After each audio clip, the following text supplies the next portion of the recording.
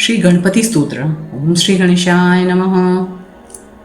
नारद उवाच प्रणम्य शिरसा देवं गौरीपुत्रं विनायकं भक्तावासं स्मरेन् नित्यम् आयुः कामार्थसिद्धये.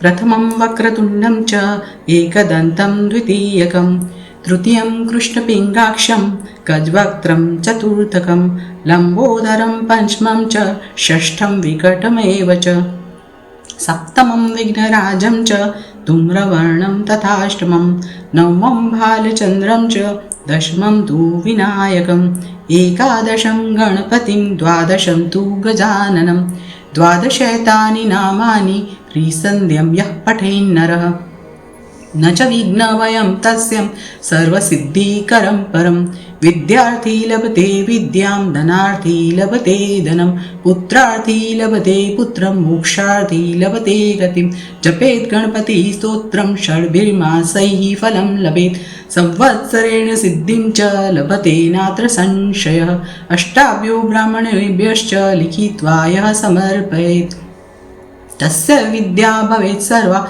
गणेशस्य प्रसादतः इति नारदपुराणे संकष्टनाशनं स्तोत्रं सम्पूर्णम्.